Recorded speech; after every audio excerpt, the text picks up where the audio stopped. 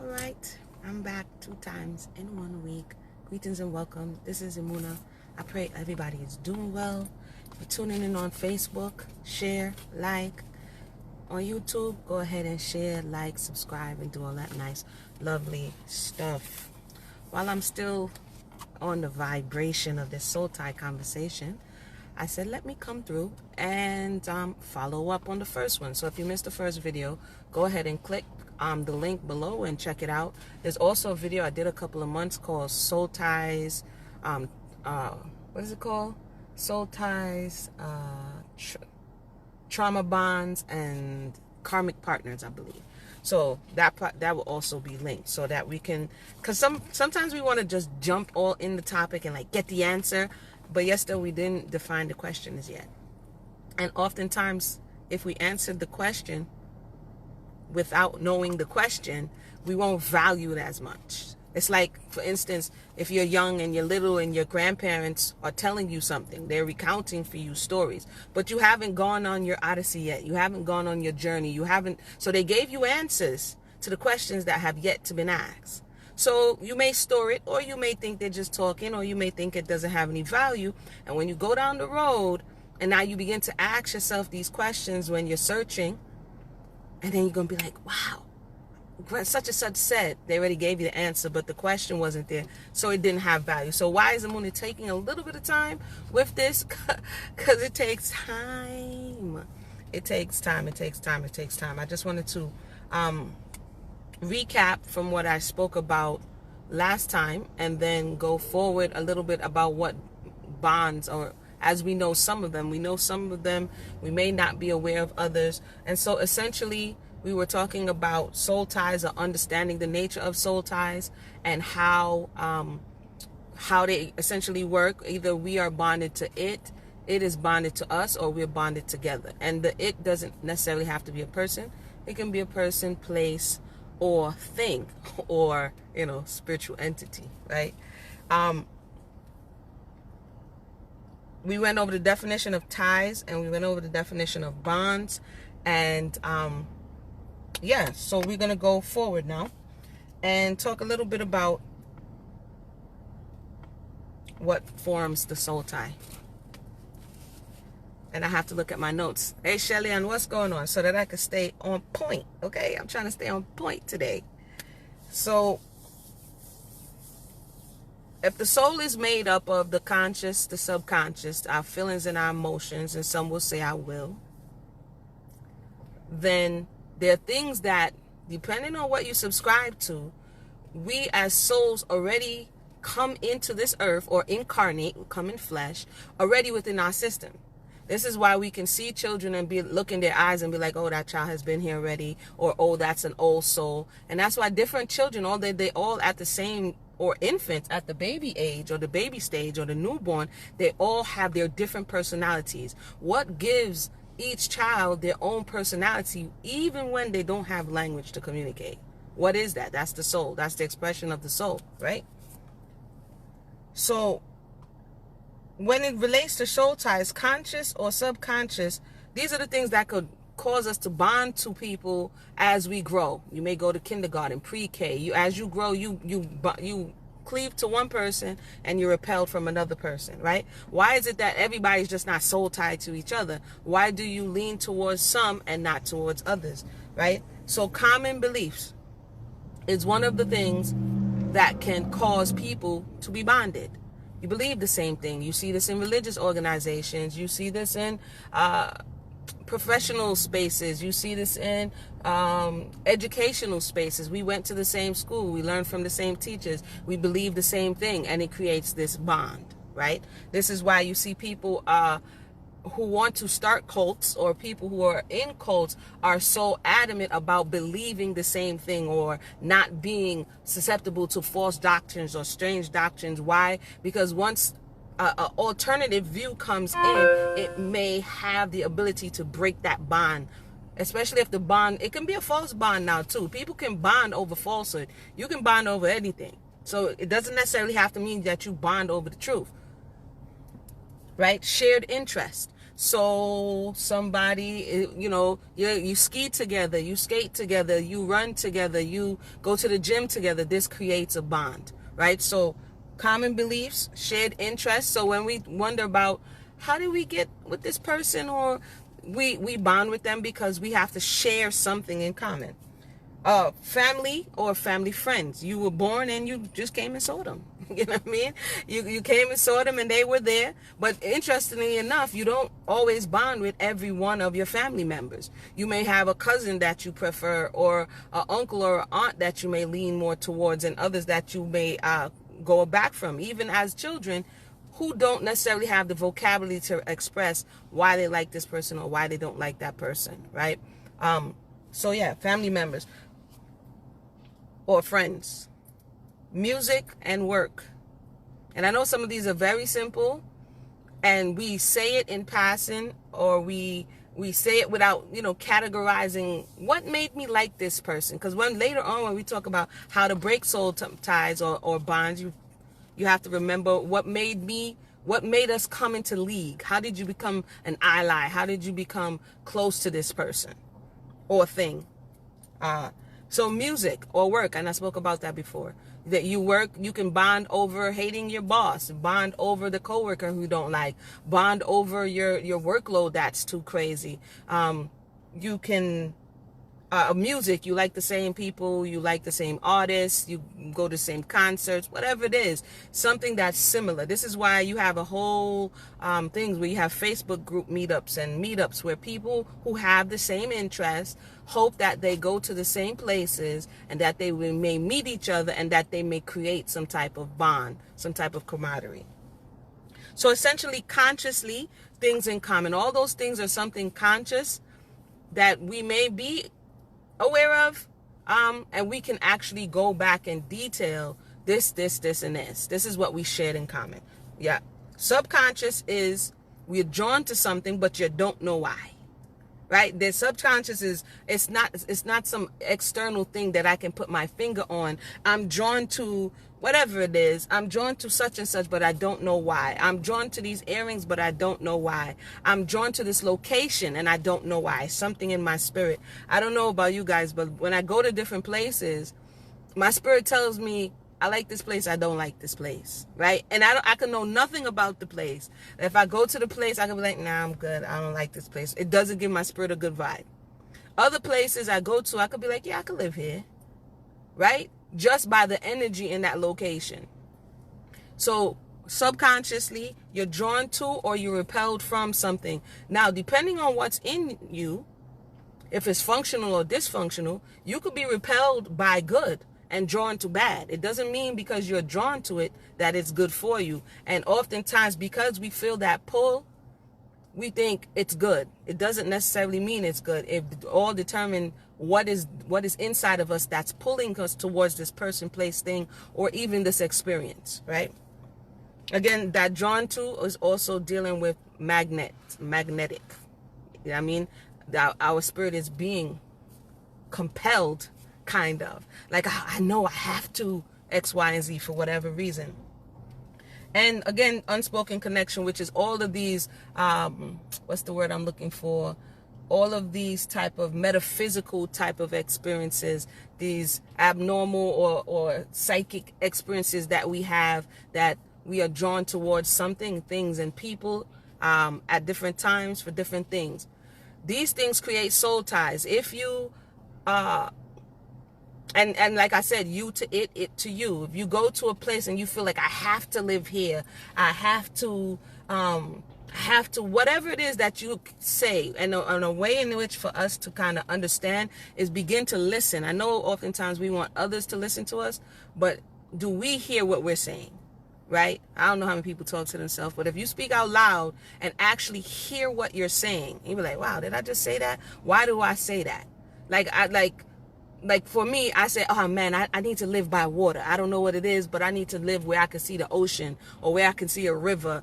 Well, you know what I'm saying? That's something that I'm drawn to. I'm repelled from living any place that's too far inland, right? For some reason, I don't, known or unknown, if it's too far inland, I'm like, I don't like it. This is weird. You know what I mean?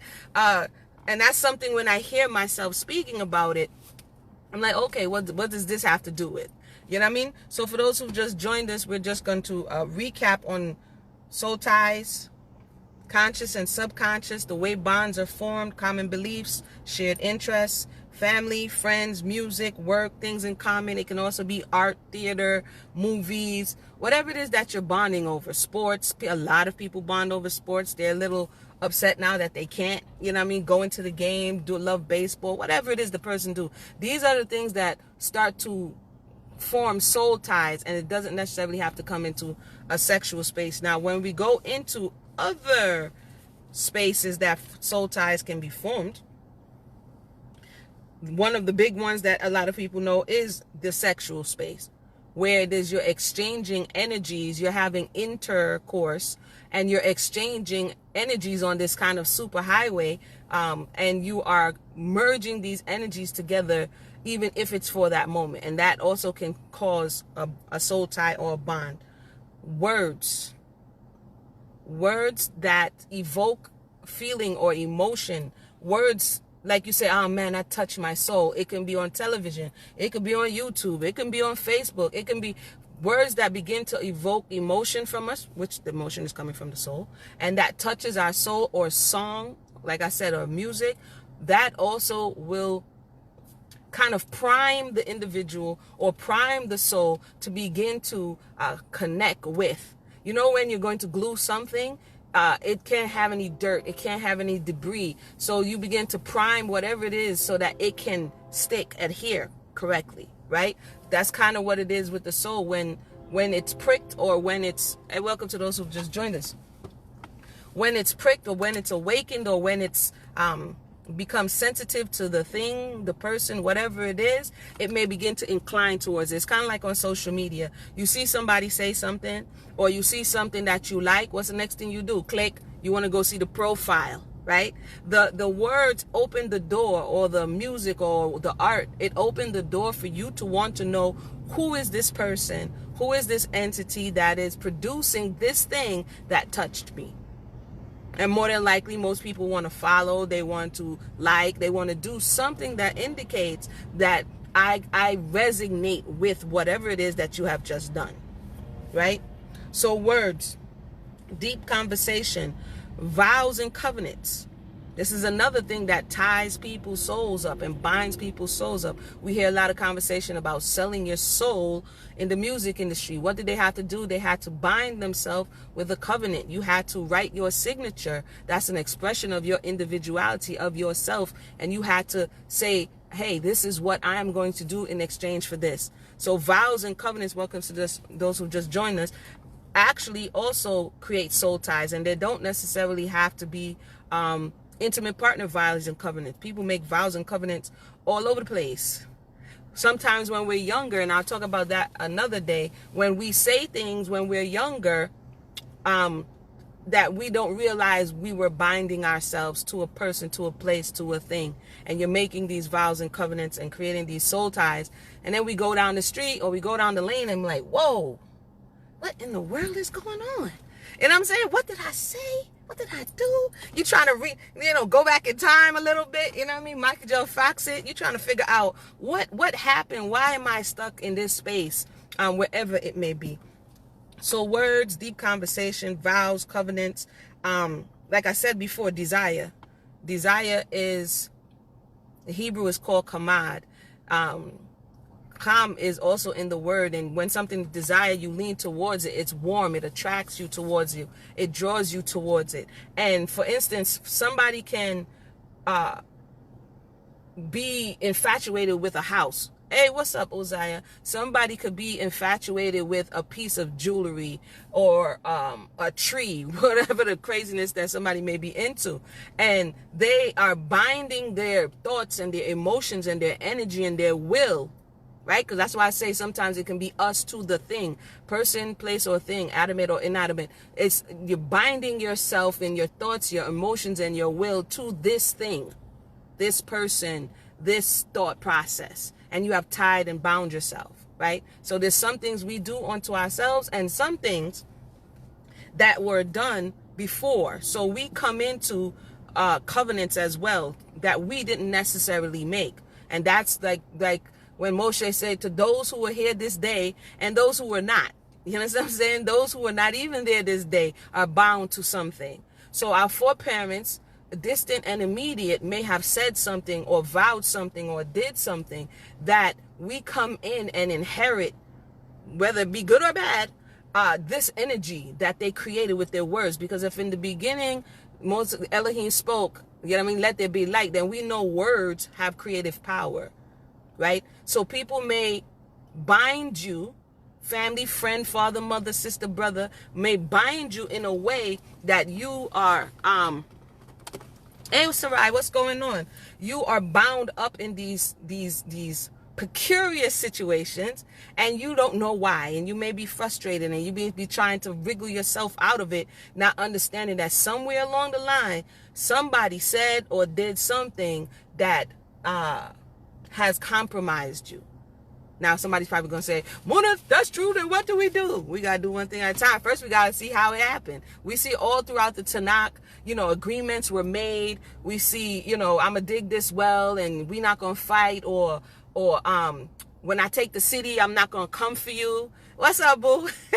You know what I mean? Rahab is like, you know, you're gonna take the city, don't come for me. And they make this agreement, and now they're bond, you know what I'm saying, to this agreement that they're not gonna come for her, this, that, and the third. So we see that was a method.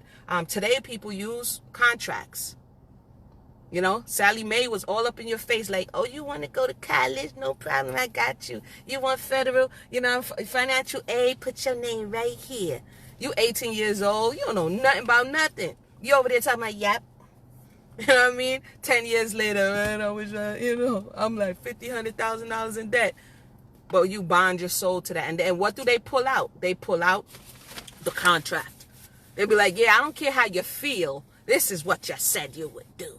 You know what I mean? And that's what, because we don't get taught a lot of this, this is how we get bound up into these things. So common core beliefs, shared interests, family, friends, music, art, all of that, things in common, ancestral altars and things that people have said and pronounced, and things that people have done.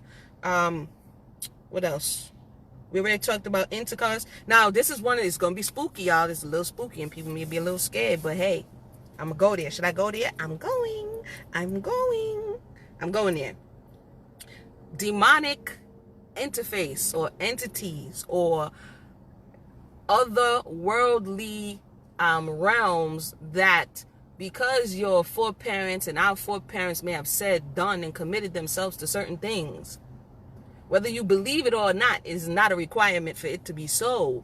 Go there. Angela said go there, right? It's not a requirement for it to be so. And so some of these low vibrational energies, some may call them duppy, demons, or demonic entities, they may follow lineages, looking for what your foreparents had promised them. I know that's some other topic, but this is real. Okay? And you have people who come through certain lineages that, because, okay, let me just rewind on the soul tie thing. There has to be an open door. It's like, in order for breeze to come in your house, the door has to be open. A window has to be open. There has to be some type of thing that is open that's going to allow this air to circulate through your home. Right? If there's no air, then nothing can come in. So if we are a body, right, with a soul, and the breath is within us. Now, our soul is this immaterial part, but it's kind of look, you know what I mean? It kind of takes shape. It kind of look like you, and it's not you. I've had those type of experiences. Like, that's not the person, but that sure does look like the person, right? So your soul, now, in order for things to enter, we talked about this before, it enters through our senses. Our eyes. This is why they say that eyes is the window to the soul. It enters through our ears. This is how music touches us. We feel the vibration. It enters through touch. You know what I mean? It enters through our tastes. These are the way, and through our nose. This is all the ways in which information, the sensory information from the outside world enters into us and takes either residence or grows things or kills things. How do you kill someone's spirit? By the things you say and the things you do. What they experience from the person. How do you grow someone's spirit? How do you help repair someone's spirit? By the things you say and the things you do. So if these otherworldly entities have permission, and we're like, but I didn't give them permission, but somebody who made some type of vow gave them permission. It's like, what was the name of, I know y'all could tell me, Team Torah. What was the name, what's his name? That he vowed that if the first person who comes through his door, when he returns, if the Most High does this thing, that person, and it was his daughter, he will sacrifice, right? And it was his daughter who comes through the door in the Bible. So the father had the power to vow something that adversely affected his daughter. Yiftach. I thought that was his name, but thank you. Yiftach, right? The father had the power to adversely affect his daughter. Now, there's a lot of people run around that say, oh, yeah, your husband could disavow you and your father could disavow you, not realizing that the heaviness, the weight of pronouncing blessing or curse upon someone else's life that's going to adversely affect that soul. And people take it as a light matter, right? Not realizing that everything that we profess is a boomerang. It comes right back around. But people take it to say, hey, I'm going to use this to suppress you. I'm going to use this to such and such you. Not realizing that's going to come back. But that's another story for another day. I said all that to say that other people can do things that adversely affect us. They can open doors. Now, the way that we are affected is if we don't know, like ignorance of the law, right? If we are in a low vibrational state, that our doors are already open. Like it won't rain in your house if your roof is fixed. If your roof is not fixed and it's raining, it's going to rain in your house. So if that soul is unprotected, unguarded, and is open to, because they are doing things that are lowering their defenses, their spiritual immunity, things like what the Torah says, sin, right? And it takes you out of alignment in the spiritual realm. What happens? You don't have your roof has a hole in it. So now anything goes. So this is why we see the effort to lower our spiritual immunity and debase us with the music, with the art forms, with the conversations. Because guess what? If your spiritual immunity is lowered, anything goes. And when these things come to attack, they can wrap your soul up and there's nothing you can do about it, or so you think. Right? Or so you think. So when we realize and we get the keys and go back, I'm going to come, Sarai, I'm going to read it. And we get to come back and say, wait a minute. Anything that's wrapped can be unwrapped. You understand what I'm saying? Anything that's wrapped can be unwrapped. So if we understand, okay, what is being used? What has been used to entangle me? Okay, what's going on here? And you begin to ask the pertinent questions and you begin to do the digging and you begin to understand, okay, this is how it's formed. This is how I was susceptible. Sexual impurity. Oh, I forgot this one. Unforgiveness. So the individual, the person is just, their heart is just close to love. Right? And forgiveness. And so in this unforgiveness, in this grumbling, murmuring state, we see in Torah what happened when the children of Israel were murmuring. It wasn't a simple matter. It was like, oh, they was just complaining, and I could see why, because there was no water. It's like, okay, when you get in that vibration, when you get in that space, you invite things into your life. Right? And when you invite things into your life, if you are not strong enough, then you won't be able to get those things out of your life. And sometimes it comes in the form of people. Sometimes it comes in the form of situations that we keep having to repeat. Sometimes it comes in the form of unfulfilled desires, because we may, in our mind, want to achieve something, but it feels like something is always holding us back. right? And then you have to begin to assess, like, what is going on here. For those who just joined us, I'm about to wrap up, but I'm going to read any questions or comments that you have. I just kind of want to just partition them a little bit and a little bit so that when we put it all together, it kind of makes more sense. So the things that form soul ties, I went over them. Oh yeah, I forgot one. Thinking and meditating also opens door. There's a lot of people who say meditate. Yes, you should meditate, but what are you meditating on? Thinking and meditating also opens doors. Right? And so if we're not careful what we're projecting our mind onto, and you see all of this, the secret, and this is what you should do, and this is how you attract, and the law of attraction, but people don't really understand that sometimes you're attracting more than you think you're attracting. Because you're only just looking at one thing, this is what I want so badly, not realizing it comes with all of these other things if you don't go about it in the correct way. So thinking and meditating also heavily can begin to cause you to wrap your mind around. That's why we say things like, yo, can you wrap your mind around this? Right? Where's your mind? And what are you wrapping it around? And how much are you tied to this idea? There's a lot of people who are wrapped around and tied to ideologies and falsehoods and doctrines. And they're so tied and enmeshed with it within their own soul that you coming to say something that may break their thought process, you're like the enemy. Like, you're like, you know what I mean? The widow spider, you know what I mean? You're the black widow, like you somebody who about to take them out. Because why? This thing has become a very part of their soul. So for you to say it's like you're attacking a falsehood is you attacking them. And this is why, you know, we get the endless debates and the arguments and all of this other stuff, because we don't realize how far the people and their ideas and their thought process and their ideologies have become one.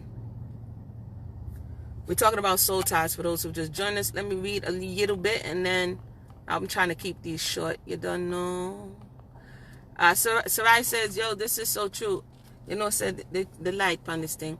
I'm watching the family pathologies, generational curse follow through the generation. Then the children almost seek it out and begin to open the door they are not familiar with and cannot shut it. That's real talk. That's facts all day long. Because what happens, Sarai, you touched on something. When we are conscious or unconscious of something that happens, we could have been in vitro, we could have been in the spirit realm. It doesn't matter. And the more I dig is the more I'm like, it is like in our sphere, right? It's like Bluetooth. It's like Wi-Fi. Even though we can't see it, it's there, right?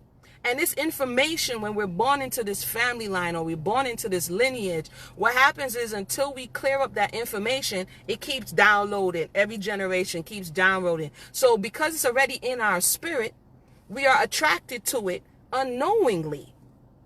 We don't know why we're attracted to this thing. We don't know why we're attracted to this person. We could have not even been born yet. But we can understand this concept a little more because we live in a world of information floating out just above us. And the minute we press a key, boop, we accessed it. Somebody come to your spot, what's your Wi-Fi code? Boop, they're on the internet. How are you doing this? The information is floating. And so is the information floating around our family, floating around our immediate spaces, and boop, it just downloads. And they're like, I wish it was better. So they sent the young girl to school. They sent the young boy to get some learning. They sent you to do everything that they wanted you to do, and you still fell in the same pit that your granny fell in. You still fell in the same pit that your uncle fell in. Why? How? You should have more information. You should have more knowledge. You should have known better. How did you fall in that very same pit? And the reality is that these stories are out there, and these energies, especially if somebody that belongs to us did the wrong. If they did the wrong and the wrong was never rectified, it was never, you never made atonement for the wrong, whatever that wrong is, then your family members experience that wrong, and it's multiplied because they planted a seed in the spiritual realm. And it's like, okay, this is a seed you planted. Now your children's children, like the Torah says, he will revisit the iniquity to your children to the 3rd and 4th generation. That means you planted the seed in the spiritual realm, and your children's children's children are going to experience this thing until somebody comes and says enough. And that is facts.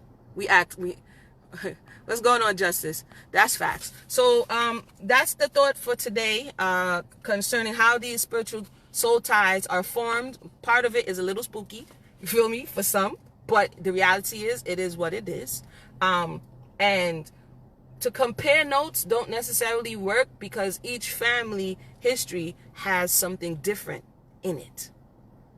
And so there's the general part, and then there's the subjective part that you, the individual, if you are the generational curse breaker, if you came to close the door that somebody opened, can you tell I'm that person who like comes to close doors that like, who left this door open? You know, your mother used to be like, close the door, don't let my air condition out. You like, who left this door open? You know what I mean? And my life has not been easy because of it. In no way. You know what I mean? Who left this door open? And don't you see all this stuff coming through this door? Because that person is going to make people uncomfortable. That person comes to accept, to turn over the status quo. Because people have been living with this ailment, right? So that person is usually the black sheep. That person is usually the ones that shunned because you're not falling in alignment with how we do things around here. We don't talk about issues. We hide them under the rug. What are you doing? Why are you picking up the rug? You know what I mean? And so that person usually has an uphill battle to go and to fight. But, you know, be encouraged. Be encouraged is what I would say. And I fell into a lot of holes that I didn't necessarily dig. And then you go like, well, who around here? You know what I mean? You start asking questions. It's like, yo, why are you in my business? I'm like, I asked my granny, my boy, I ask everybody some questions. They be like, here she come asking questions again. Y'all, I got questions. You uncomfortable? It's okay. Sit down. I need to know some things. You know what I mean? Because how else are you going to know? Justice said, this is giving me chills. It's facts, Justice. It's facts. All praise to the Creator. You know, it's ask the questions when we can. You know what I mean? And be honest and truthful about it. And the Creator will begin to just unravel things for you. You know what I mean? And you're like, whoop, there it is. You know what I mean? And now you get to see patterns all over the board. You're like, yep, it happened over. And not excuses, because some people will use it to make an excuse. Dude, well, the reason I'm like this, because my granny got pregnant when she was 12. Nah, we ain't talking about that.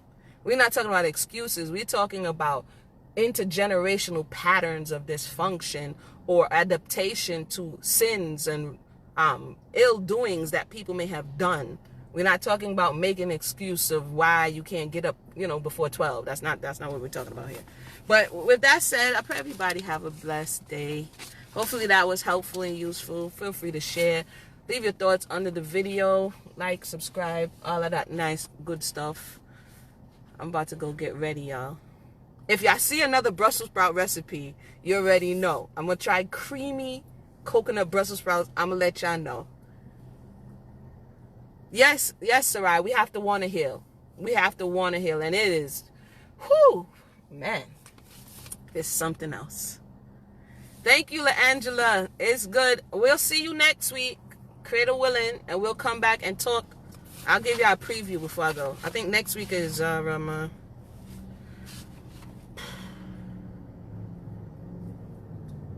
think next week I'm going to go on, talk a little bit more about the soul ties and sometimes our first love and people and how we get attached to our first love and that heartbreak that many people don't seem to be able to get over. All right? So with that, we'll talk again. Blessings, everybody. 1.